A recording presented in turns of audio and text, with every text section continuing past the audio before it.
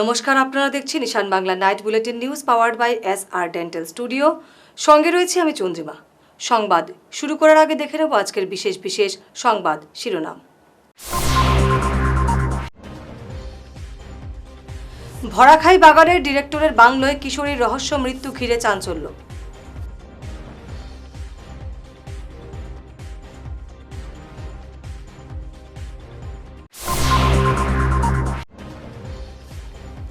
শ্রীকোনায় লরির সঙ্গে সংঘর্ষ, বোলেরো এবং অটোর নিহত 2।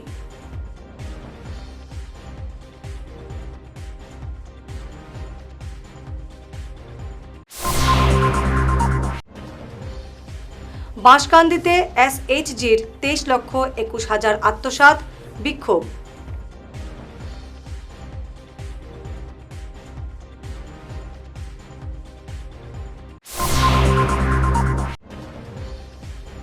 শিলচর ভারত সেবাশ্রম সংঘে গুরু পূর্ণিমা উদযাপিত।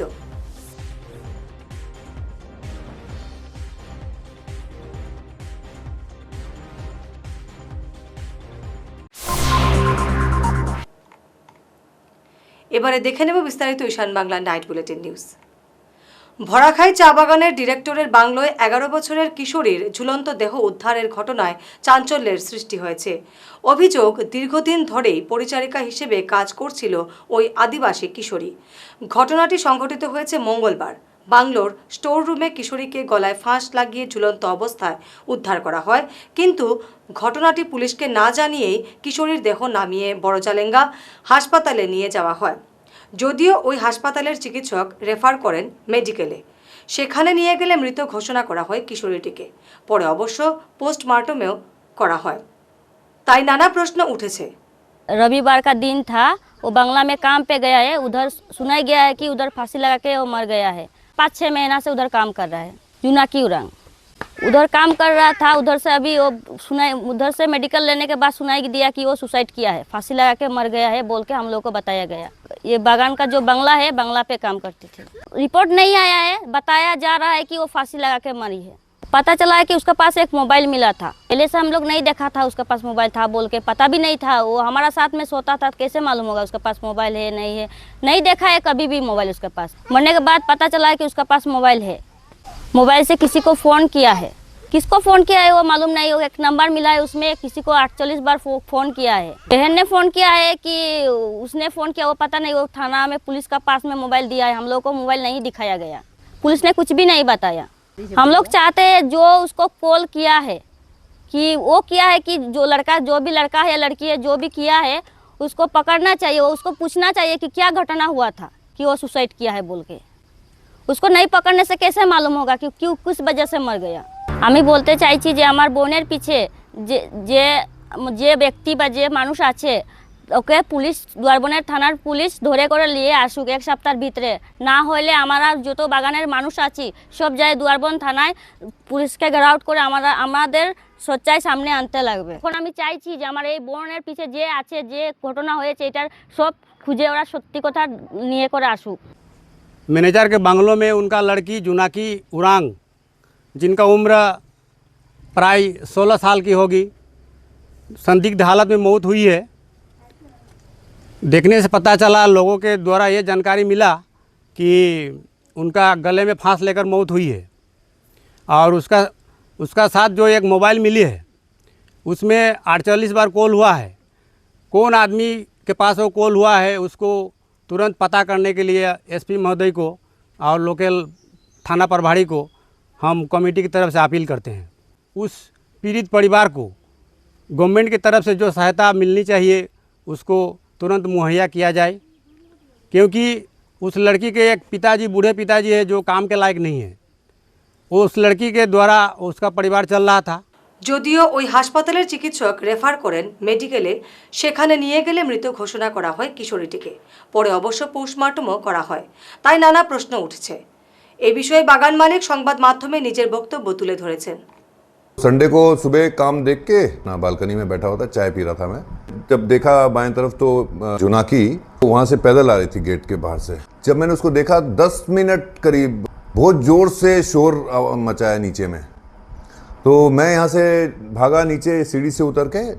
तब ये हमारे जो साथ में जो काम करती हैं जुनाकी के साथ में, ये लोग थे वहाँ पे इंजन रूम के बाहर में, और बहुत ज़ोर ज़ोर से शोर कर रहे थे कि देखो देखो क्या हो गया। तो जैसे ही मैंने अंदर जाके झांका तो तब मैंने देखा कि जुनाकी का वो फांसी लिया हुआ है उसने, और सुनीता और दूसरा पता नहीं मेरे को कौन था वो, ये ऑब्वियसली वो मतलब वो बेचारे खोलने की कोशिश कर रहे थे उसको उतारने की, और मैंने नीचे में उसका दोनों टांग को पकड़ के और हम लोगों ने उसको नीचे किया। तो नीचे रख के मैं चाबी लेने आया दौड़ के ऊपर में गाड़ी का, तो तब तक नीचे से आवाज़ आया कि ये इसमें जान है, मतलब पानी इन्होंने पिलाया, तो वो चला गया पानी अंदर। उस टाइम फिर गाड़ी में बिठाया, हमने अपने डॉक्टर को लिया, गाड़ी चला के सीधा बोरजलिंगा ले गया ताकि बच जाए ये। तो वहाँ जाके जब डॉक्टर ने उसको देखा तो डॉक्टर ने बोला कि ये इसमें अब नहीं बची है जान, कि एक मोबाइल मिला उसकी बॉडी पे। फ़ोन को मैंने खोल के देखा तो एक स्पेसिफिक नंबर पे 48 टाइम्स कॉल किया, 48 बार कॉल किया है उस नंबर पे, और उस नंबर से 8:30 बजे उसकी बातचीत हुई है। तो वो मैंने फ़ोन और सारा डिटेल जब पुलिस बाद में आई उनको मैंने हैंड ओवर कर दिया, और अगर वो इन्वेस्टिगेट होगा तो पता चलेगा कि क्या प्रसंग था, क्या हुआ, एक्चुअली क्या था। फ़ोन देखा, फिर मैंने इनकी फैमिली को बुला के बोला कि आप पोस्टमार्टम ज़रूर कराओ, क्योंकि अगर बाई चांस ये जो नंबर दिख रहे हैं 48, अगर बाई चांस ऐसा हुआ है कि ये लड़का या जो भी है इसके चक्कर में अगर उसकी डेथ हुई है तो उसको सज़ा मिलनी चाहिए। ওভারটেক করতে গিয়ে শিলচর শহর অভিমুখী আসা লরির সঙ্গে মুখোমুখি সংঘর্ষে দুমড়ে মুচড়ে যায় একটি বোলেরো পিকআপ ভ্যান, ই অটো এবং একটি স্কুটি। যদিও বরাত জোরে প্রাণে বাঁচলেন স্কুটির চালক, তবে ঘটনাস্থলে প্রাণ হারিয়েছেন ই অটোর 2 যাত্রী, আহত হয়েছেন আরও 3 জন। ভয়ঙ্কর এই সড়ক দুর্ঘটনাটি সংঘটিত হয়েছে মঙ্গলবার রাত 8টা নাগাদ শ্রীকোনায়। নিহতরা শ্রীকোনা এবং সাবাসপুরের বাসিন্দা বলে জানা গেছে। গুরুতর আহতরা মৃত্যুর সঙ্গে পাঞ্জা লড়ছেন মেডিকেলে। হিমন্ত বিশ্ব শর্মা মহিলাদের আত্মনির্ভর করার লক্ষ্যে লাখপতি দিদি প্রকল্প চালু করেছেন। ঠিক তখন বাঁশকান্দি ব্লকে সংঘটিত হয়েছে চাঞ্চল্যকর লুটের ঘটনা। অভিযোগ, মহিলা এসএইচজির 3 তিল করে সঞ্চয় করা এবং ব্যাংক ঋণের 23,21,000 টাকা লুটে নিয়েছেন ওই ব্লকের জীবিকা সখী ফাতিমা বেগম লস্কর। এ নিয়ে প্রশাসনের দ্বারস্থ হওয়ার পাশাপাশি প্রায় 12টি মামলা হলেও আজও অধরা ফাতিমা। বুধবার এসএইচজির ক্ষুব্ধ মহিলারা বিহিত ব্যবস্থা গ্রহণের জন্য 15 দিনের সময় দিয়ে বাঁশকান্দির বিডিওকে স্মারকলিপি দিয়েছেন। কই সময় যে না লাখপতি দিদি বানাইমু, তো লাখপতি দিদি না বানাইয়া হেমন্ত বিশ্ব শর্মা স্যার কইছে যে না আমরা লাখপতি দিদি বানাইতাম, লাখপতি দিদি না বানাইয়া ভিখারি দিদি বানাই দিছে। জামাইয়ের কাছেও লাত খাই, ছেলেটার কাছেও লাত খাই, কোন দিকে যেতাম আমরা? রাস্তা বাটি লইয়া ভিক মাংলোক দেই না, তখন কি করা যায়? জানটা দিতাম না আরো কিছু করতাম। কই আমরা বাঁশকান্দি ব্লকের মানে এসএজি মহিলার সদস্য, আমরা সব মানে এসএজি, আমরা 18টা এসএজি সদস্যগণ এখানে। আমরা জীবিকা সখী ফাতিমা বেগম লস্কর বাঁশকান্দি ব্লকের আমরা ব্যাংক লোন উঠাইয়া আমরা একটা প্রতারণা করিয়া মানে আমরা লুপ দেখাইয়া যে তোমরা টাকা দেও, আমরা বিজনেস করিয়া বাড়াইয়া দিমু, তোমরা টাকা আমি ভরিয়া দিমু। প্রতারণা করিয়া আমরা থাকি টাকা 23 লক্ষের উপরে টাকা লইয়া গেছইন।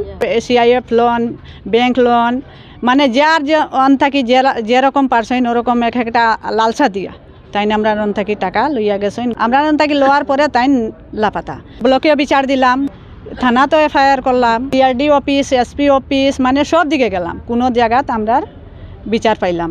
আমরা ব্যাংক থাকি খালি প্রেসার দেওয়া হয় যে তোমরা লোন ভরো। আমরা গরিব মানুষ, খাইবার মতো আমরা নাই, আমরা কই থাকি লোন ভরিয়ে যেতাম। বিডিও স্যার আসইন, বিপিএম ম্যাডাম আসইন, ব্যাংক আছে, সব জড়িত না থাকলে আমরা বিচার করিয়া দিলা না। আমরা বিচার দিছি না 12টা এসএজি লক্ষ্মীপুর থানাত দিছি, একজন দিছইন সদর থানাত, এক এসএজি আরও দিছইন বাঁশকান্দি থানাত, 3-4 যে এসে থানায় কয় এই তোমরা দিলাই, আমরা কই থাকি তারে বার করতাম, আমরা খুঁজিয়া পাইয়া না। আমরা যখন মানে হাঁটিতা এই সময় আমরা 2 দিন ব্যাংক থাকি ডাকাইব, তোমরা টাকা ভরো, এরপরে আমরা শেষ। এরপরে আজকেও আমরা ব্যাংকে ব্লকে ডাকাইছইন যে তোমরা করো, লোন টাকা ভরিয়া দেও, তা আমরা কই থাকি ভরিয়া দিতাম। আমার একজন জীবিকা সখী ছিল ফাতিমা উপরে একটা এলিগেশন ছিল যে ও বেশ কিছু অংশের টাকা জীবিকা সখী বা অন্য ক্যাডারের কাছ থেকে টাকা কালেক্ট করিয়া তাই এরারে যেরকম বেনিফিট দেওয়ার কথা ছিল ওটা না দিয়ে গোটে সব টাকা নিয়ে তাই এখান থেকে চলে গেছে। তারপরে এটা আমি যে সময় ইনফরমেশন পেলাম, আমার কাছে যারা কমপ্লেন নিয়ে আসলো, তারপরে আমি এটা অ্যাকর্ডিংলি বিপিএমকে ডেকে বিপিএমের সাথে এটা ডিসকাস করে ওকে এখানে দুদিন করে এখানে ডেকিয়ে ফাতিমাকে ওদের সাথে বসিয়ে আমি চেয়েছিলাম কি ওদের টাকাটা কিভাবে রিফান্ড করানো যায়।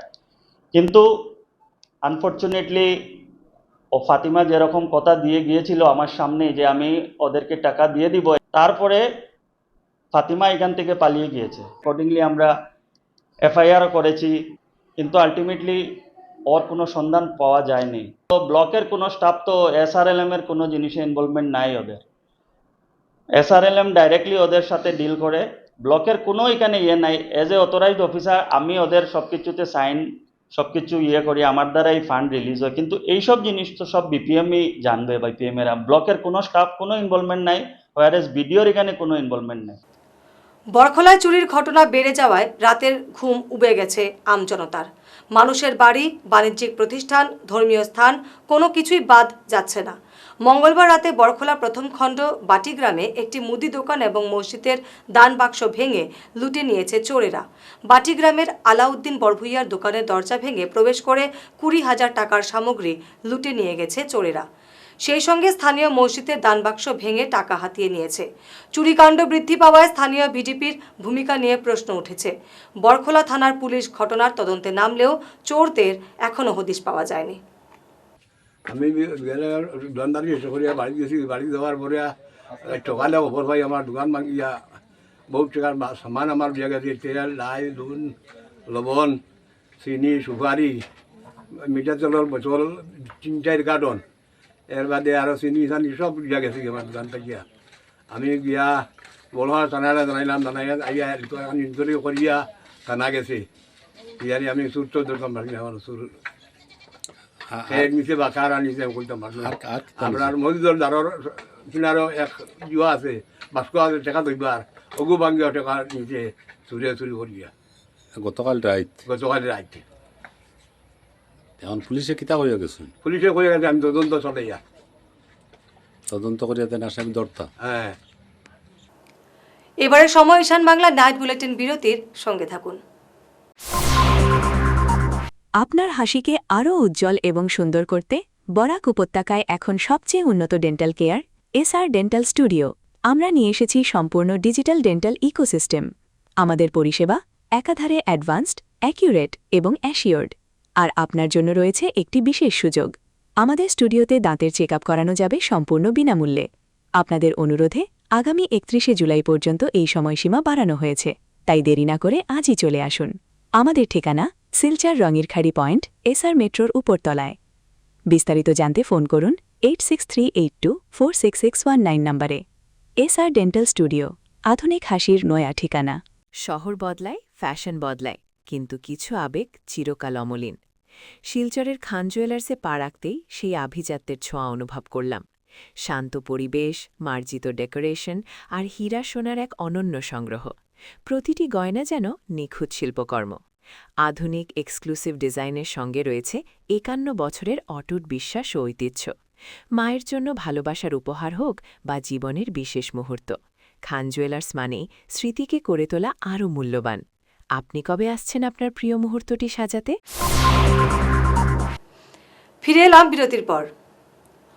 গুরু শিষ্য পরম্পরার ঐতিহ্য মেনে ধর্মীয় ভাব গাম্ভীর্য এবং উৎসাহের মধ্য দিয়ে গুরু পূর্ণিমা উদযাপিত করল ভারত সেবাশ্রম সংঘের শিলচর শাখা।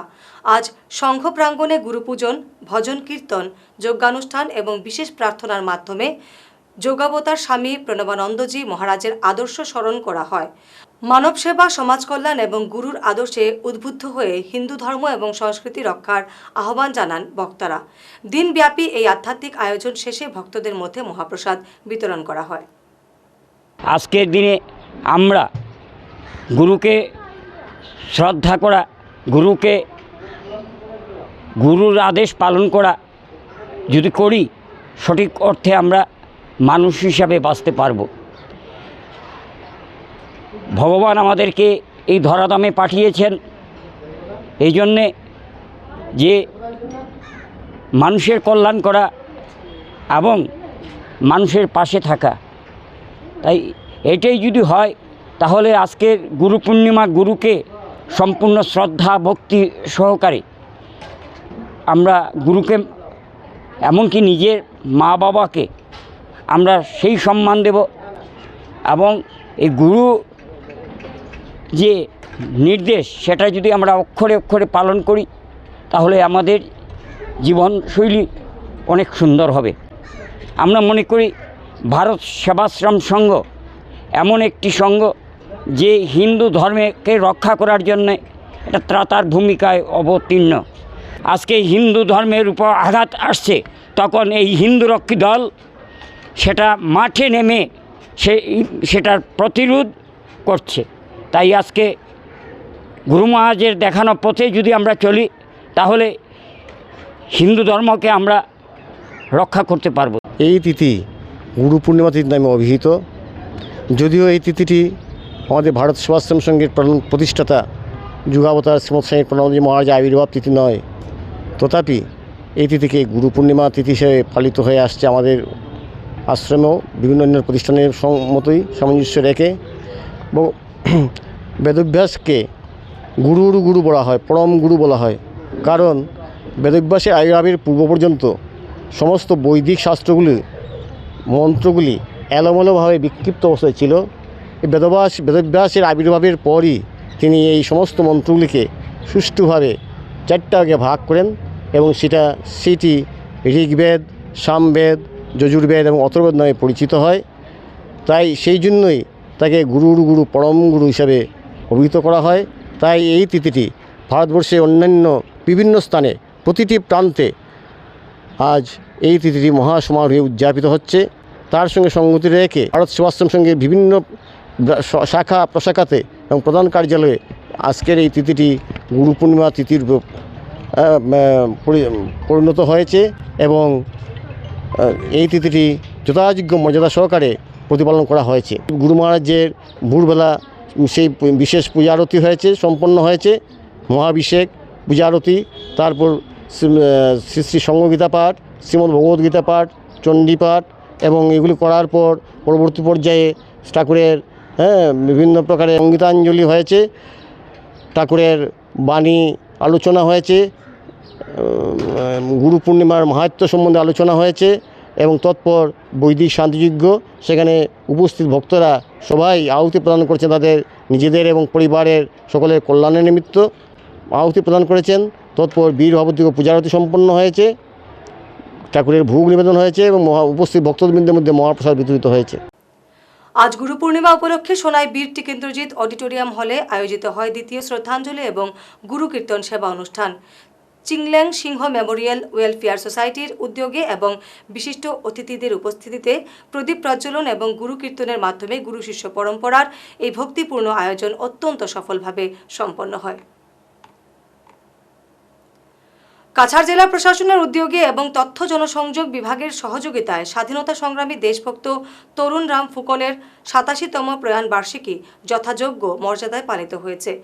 জেলাশাসক কার্যালয়ে আয়োজিত এই অনুষ্ঠানে অতিরিক্ত জেলাশাসক জাগৃতি কালোয়ারের পৌরোহিত্যে বিশিষ্টরা তার বর্ণময় জীবন, সাহিত্য সাধনা এবং স্বাধীনতা আন্দোলনে অবদানের ওপর আলোচনা করেন।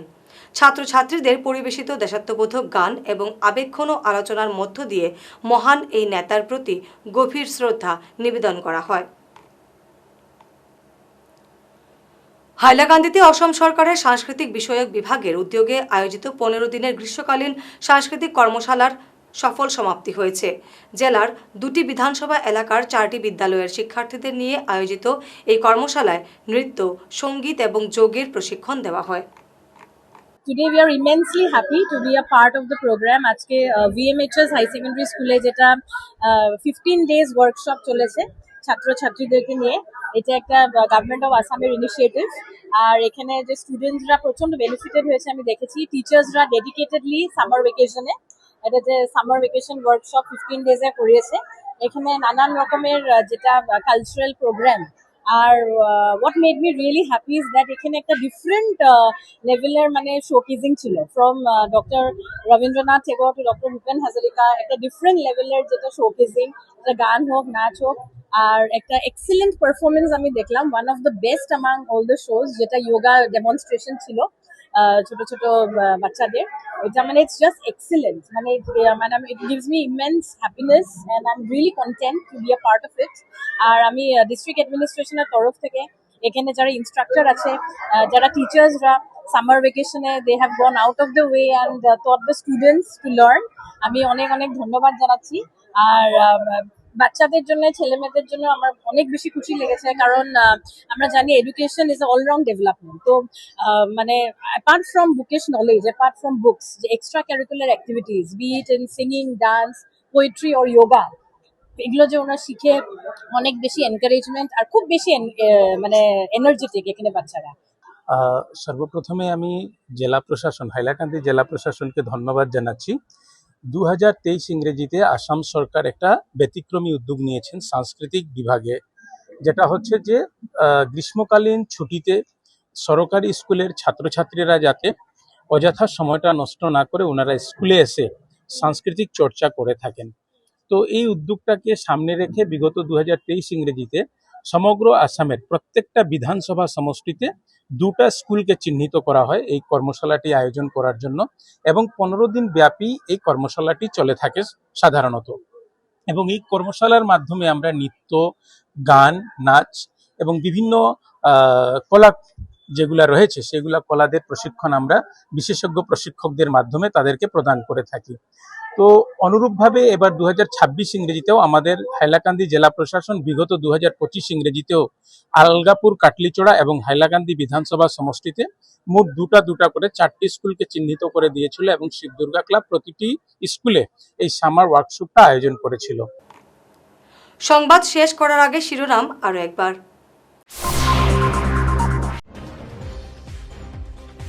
ভরাখাই বাগানের ডিরেক্টরের বাংলোয় কিশোরীর রহস্য মৃত্যু ঘিরে চাঞ্চল্য।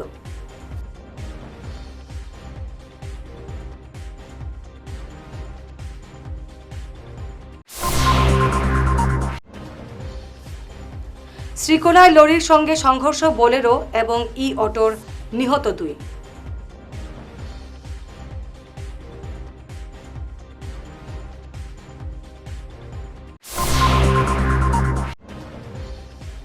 বাঁশকান্দিতে SHGর 23,21,000 আত্মসাৎ, বিক্ষোভ।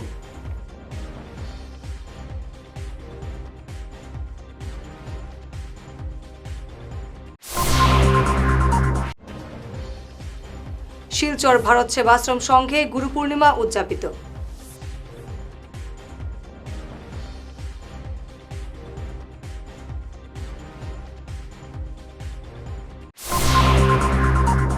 আজকের মতো ঈশান বাংলা নাইট বুলেটিন নিউজ এ পর্যন্তই। নমস্কার।